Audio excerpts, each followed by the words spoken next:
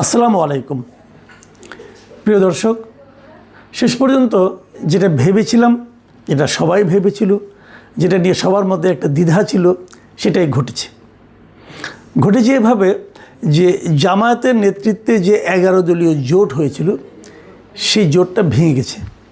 সেখান থেকে বেরিয়ে গেছে আমার বিবেচনায় সবচেয়ে বড় একটা অংশ, সেটা হলো ইসলামী আন্দোলন বাংলাদেশ। মানে চরমনায়ের পীর সাহেবের নেতৃত্বে যে দলটা ছিল ইসলামী আন্দোলন বাংলাদেশ, যাদের নির্বাচনী প্রতীক হচ্ছে হাত পাখা, তারা আর সেই দলে নেই। অথচ ইন্টারেস্টিং হলো, এই দলের মূল উদ্যোক্তা কিন্তু ছিল ইসলামী আন্দোলন বাংলাদেশ। তারা বলেছিল, তাদের মূল যে থিওরিটা ছিল সেটা হলো ইসলামের নামে যে দলগুলো আছে, মানে ইসলাম নামধারী যে দলগুলো আছে সারা দেশে, তাদের যে ভোটগুলো, মানে বাংলাদেশের অনেক জায়গায় কিন্তু আছে যে কিছু লোক আছে, ভোটার আছে, যারা নাকি মুসল্লি ধরনের, ইমানদার ধরনের, পরহেজগার ধরনের লোকজনকে ভোট দিতে চায়। এই যে ইসলামী দলগুলো আছে, এগুলো কিন্তু অনেকগুলো দল, ইসলামী দল, যেমন ধরুন খেলাফত আন্দোলন, বাংলাদেশ খেলাফত আন্দোলন, খেলাফত মজলিস, এরকম অনেক দল, নিজামী ইসলাম পার্টি, ইসলামী আন্দোলন বাংলাদেশ, জামাতে ইসলাম, এরা সবাই কিন্তু ইসলামের কথা বলে। কিন্তু তাহলে কোনটা আসল ইসলাম, এটা নিয়ে কিন্তু বিতর্ক থাকতে পারে। আপনি জীবনেও মিলাতে পারবেন না যে কোনটা আসল ইসলাম। সবারই নিজ নিজ কিছু যুক্তি আছে। এক পক্ষ আরেক পক্ষকে বলে যে ওইটা করলে পরে তুমি কাফের হয়ে যাবে, তোমার ঈমান নষ্ট হয়ে যাবে, এগুলো বলাবলি করে। কিন্তু এত তাত্ত্বিক আলোচনা না যেয়েও এটুকু আপনি বলতেই পারেন যে দেশে একটা বড় অংশের ভোটার আছেন যারা এত তাত্ত্বিক আলোচনা বুঝতে চায় না। তারা কেবল বুঝতে চায় যে কোন দলগুলোর নামে ইসলাম শব্দটা আছে, এবং তারা মনে করে তারা ইসলামকে আরও সুদৃঢ়ভাবে প্রতিষ্ঠার জন্য অথবা রাষ্ট্রীয়ভাবে ইসলামী শাসন কায়েমের জন্য তারা হয়তো বা কাজ করছে। এই একটা ধারণা থেকে তারা ইসলামী দলগুলোকে ভোট দেয়। এখন যদি এই 7-8টা ইসলামী দল আলাদা আলাদা প্রতীক নিয়ে আলাদা আলাদাভাবে নির্বাচন করে, তখন যে লোকেরা ইসলামী দলকে ভোট দিতে চায় তাদের ভোটগুলো কিন্তু ভাগ হয়ে যায়। এই জিনিসটাকে মাথায় রেখে, এই চিন্তাটাকে মাথায় রেখেই তারা ওয়ান বক্স পলিসি করেছিল। যে তারা বলেছিল যে ইসলামকে ভালোবেসে যারা ভোট দেয়, প্রকৃত পরহেজগার লোকদেরকে যারা ভোট দিতে চায়, সৎ লোককে যারা ভোট দিতে চায়, সেই ভোটগুলো যেন ভাগ না হয়, সেই ভোটগুলো যেন একটা বাক্সে পড়ে। এই ছিল তাদের থিওরি। এবং এই থিওরি যখন যে তারা অগ্রসর হলো, তখন অনেকেই ভেবেছিলেন যে এটা হয়তো একটা বড় এবং শক্তিশালী জোট হবে, অন্ততপক্ষে ভোটের বিচারে। সেভাবেই চলছিল। কিন্তু এর মধ্যে নতুন আরও 3টা দল যোগ দিল। প্রথমে ছিল 5টা দল। প্রথম 5টা দলের মধ্যে কিন্তু জামাতে ইসলাম ছিল না। জামাতে ইসলাম পরে এসে যোগ দিয়েছে। জামাত ছিল 6 নাম্বার দল, তারপরে আরও 2টো 8টা, তারপরে আসলো 3টা। এখন এইখানে কিন্তু কতগুলি বিরোধ তৈরি হওয়া শুরু হলো। যখন 3টা আসলো, নতুন 3টা আসলো, এরা কে কে আসলো? এনসিপি, আর একটা এবি পার্টি, আর একটা এলডিপি। এলডিপি হলো অলি আহমেদ সাহেবের দল, যারা নাকি সারা জীবন এই জামাত ইসলামকে গালাগালি করেছে, তারা এলেন। এখন এই বিষয়টা নিয়ে কিন্তু ইসলামী আন্দোলন হ্যাপি ছিল না। আনহ্যাপি হলেও সিট ভাগাভাগি নিয়ে আমরা দৃশ্য তো দেখেছি যে ইসলামী আন্দোলন চেয়েছে 50টা, তাদেরকে অফার করা হয়েছে 45টা অথবা 40টা। এটা নিয়ে ঘাপটা, এটা নিয়ে টানাটা। কিন্তু আমি যতটুকু জানি, আমি বিভিন্নভাবে বিভিন্ন সোর্স থেকে এবং সব দলিতে কিছু লোকজন পরিচিত আছে, ভেতরে যে কথাটা আমি শুনেছি সেটা একটু শেয়ার করতে চাই। সেটা হলো, ইসলামী আন্দোলন কোনো অবস্থাতেই জামাতে ইসলামকে 150 আসন দিতে চায়নি।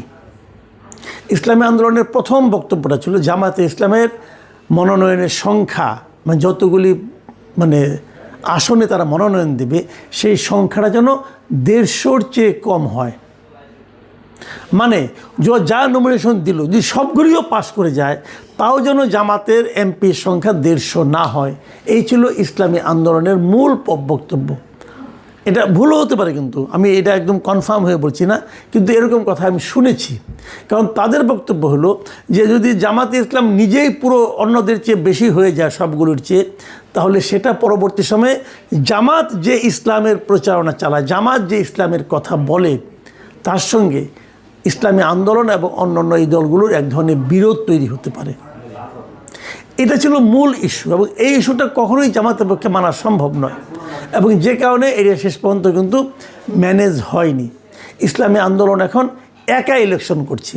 তারা 270টা আসনের মনোনয়ন দাখিল করেছিল তাদের দলের, তার মধ্যে 2টা বাতিল হয়ে গেছে, আর 268টা আসনে তারা ইলেকশন করছে। তারা আর জামাত ইসলামের সঙ্গে নেই। এখন কেন নেই এই কথার জবাবে আমি ভেতরে যেটা বললাম সেটা তো আমার একটা স্পেকুলেশন বলতে পারে না, এবং দুইজনের সঙ্গে আলাপ করে আমি যেটা বুঝেছি সেটা আমি বললাম। কিন্তু তারা তো এটা মুখে স্বীকার করে না, তার মুখে বলছে 5টা কারণের কথা। সেই কারণগুলি কী কী? মূলত সেই কারণগুলি নীতিগতভাবে, নৈতিকভাবে। যেমন তারা বলার চেষ্টা করেছে যে জামাতে মানে ইসলামী আন্দোলন তারা চাচ্ছে যে একটা ইসলামী শরিয়া শাসন কায়েম হবে যদি তারা ক্ষমতায় যায়, কিন্তু জামাত বলছে তারা শরিয়া আইনে দেশ পরিচালনা করতে চায় না, তারা প্রচলিত আইনে করতে চায়। ইসলামী আন্দোলন বলছে যে এই দেশে যত রকম অনিয়ম, দুর্নীতি এই সবই হচ্ছে প্রচলিত আইনের কারণে। এর বিপরীতে শরিয়া আইন কায়েম করলেই একমাত্র এই সমস্যা থেকে সমাধান মিলবে। কিন্তু এই জায়গাটা তো একটা মৌলিক নীতিগত পার্থক্য। এই পার্থক্যের জন্য তারা জামাতকে দোষী করতেছে, তারা রাজি না এর সঙ্গে।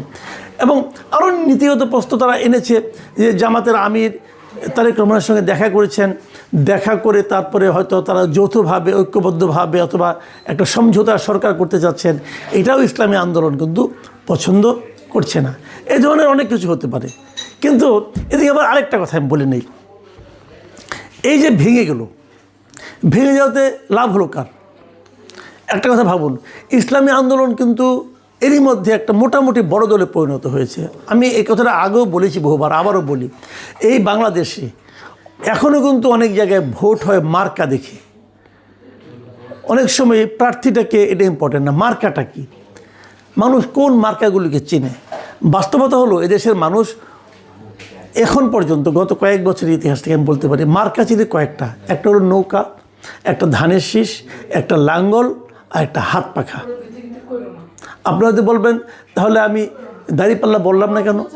দাঁড়িপাল্লা বললাম না এই কারণে, একটা কথা মাথায় রাখেন, 2008-এর ডিসেম্বরে যে নির্বাচনটা হয়েছিল সেই নির্বাচনের পর আর কোনো নির্বাচনে কিন্তু দাঁড়িপাল্লা প্রতীকটা ছিল না। 2014-তে জামাত ইসলাম তো নির্বাচনে অংশই নেয় নাই, দাঁড়িপাল্লা কেউ দেখেনি। তারা কোনো উপনির্বাচনও করেনি, দাঁড়িপাল্লা কেউ দেখেনি। 2018 নির্বাচনে ততদিনে দাঁড়িপাল্লা প্রতীকটা নিষিদ্ধ হয়ে গিয়েছিল। তখন জামাতে যারা নির্বাচন করেছিল তারা ধানের শীষ প্রতীকটি নির্বাচন করেছিল। এমনকি এই যে আজকে যে জামাতের আমির ডাক্তার শফিকুর রহমান, উনিও কিন্তু ধানের শীষ প্রতীক নিয়ে নির্বাচন করেছিলেন। জামাতের নির্বাচন কেউ করে, দাঁড়িপাল্লা ছিল না। 2024-এর নির্বাচনে দাঁড়িপাল্লা মার্কা ছিল না। তাহলে 2009-এর পরে এই এত বছরে বাংলাদেশের নির্বাচনের মাঠে দাঁড়িপাল্লা প্রতীক কেউ দেখেনি। বরঞ্চ এই সময়ে হাত পাখা মানে ইসলামী আন্দোলন প্রায় প্রতিটা নির্বাচনে অংশ নিয়েছে, এবং তেমনকি তারা স্থানীয় সরকার নির্বাচনে অংশ নিয়েছে, মেয়র নির্বাচনে অংশ নিয়েছে। এগুলো করে করে তারা কিন্তু বেশ একটা ভালো অবস্থানে চলে গিয়েছিল। আপনি তো বলবেন যে হ্যাঁ জামাত সে সময় সক্রিয় ছিল না বলে জামাতের ভোটগুলো ইসলামী আন্দোলনে গিয়েছিল। হ্যাঁ, এটা হতে পারে, জামাতের ভোটগুলো ইসলামী আন্দোলনে গিয়েছিল। ওই যে ইসলাম পছন্দ ব্যক্তিদের ভোটগুলো একটা বাক্সে নেওয়ার যে ফর্মুলা, এই ফর্মুলাটা তখন কিন্তু অটোমেটিক কার্যকর হয়ে গিয়েছিল। এই জন্য হয়তো ইসলামী আন্দোলনের ভোট একটু বেড়েছিল। কিন্তু পাশাপাশি এটাও সত্য, ইসলামী আন্দোলন এই সময়ে এই ফাঁকা মাঠে তারা কিন্তু ইসলামী রাজনীতির একটা ভ্যাকুয়ামকে কাজে লাগিয়ে বেশ ভালো একটা ভোট ব্যাংক করতে পেরেছে। কাজে ইসলামী আন্দোলন কিন্তু একটা আমার বিবেচনায় একটা বড় দল, একটা বেশ বড় দল। এখন সেই ইসলামী আন্দোলন যখন সরে যায় তখন কিন্তু জামাতের যে জোট, সেই জোট কিন্তু ক্ষতিগ্রস্ত হবে, বেশ ভালোভাবে ক্ষতিগ্রস্ত হবে। ক্ষতিগ্রস্ত ইসলামী আন্দোলন হবে, কারণ অনেক জায়গায় জামাতের তো খুব ভালো ভোট ব্যাংক আছে, সেই ভোটগুলো ইসলামী আন্দোলন পেত। আর বাকি যে দলগুলো আছে এই দলগুলোকে আমি খুব একটা গুরুত্বপূর্ণ মনে করি না। কি এনসিপি, কি এবি পার্টি, এদের কোনো ভোট ব্যাংক নাই রে ভাই। কি মামুনুল হকের দল, এদের কোনো ভোট ব্যাংক নাই, খুবই অল্প। কাজে এখানে মূল ভোট ব্যাংক আছে জামাত ইসলামী এবং ইসলামী আন্দোলন। এই দুটো এক থাকতে পারলে এরা কিন্তু একটা শক্তিশালী প্রতিদ্বন্দ্বিতা গড়ে তুলতে পারত। কার সঙ্গে তুলতে পারত? বিএনপির সঙ্গে তুলতে পারত। আর যখন তারা ভেঙে গেল, লাভ কার হলো? লাভ হলো বিএনপির। সিম্পল। লাভ হলো বিএনপির। আচ্ছা, একটা কথা বলেন তো, এই যে বিএনপির এত বড় একটা লাভ হলো, এর পেছনে কি বিএনপির কোনো ধরনের ইনভেস্টমেন্ট ছিল না? এর পেছনে কি বিএনপি কোনো ধরনের চেষ্টা চরিত্র করেনি? ভাই, বিএনপি তো একটা রাজনৈতিক দল, এটা তো কোনো চ্যারিটি অর্গানাইজেশন না, এটা তো কোনো দাতব্য প্রতিষ্ঠান না। বিএনপি একটা রাজনৈতিক দল, এবং এই রাজনৈতিক দল কি কোনো রাজনীতি এখানে করেনি? করেছে কিনা আপনারা খুব শিগগিরই বুঝতে পারবেন। অনেকে তো এমনও বলা বলি করছেন যে ইসলামী আন্দোলনে বেশ কিছু প্রার্থী এখন দেখবেন বের হয়ে আসবে, সেই জায়গাগুলোতে বিএনপির প্রার্থীর দুর্বলতার কারণে অথবা নিষ্ক্রিয়তার কারণে। যদি সেরকম কিছু হয় তাহলে আমি মনে করব যে জামাতে ইসলামী, যা নাকি এতদিন ধরে নানা রকম কূট কৌশলের জন্য বিখ্যাত হয়ে উঠেছিলেন, গুপ্ত রাজনীতির জন্য বিখ্যাত হয়ে উঠেছিলেন, তাদের জন্য বোধহয় একটা বড় ধরনের ধাক্কা এবার নির্বাচনে পড়বে।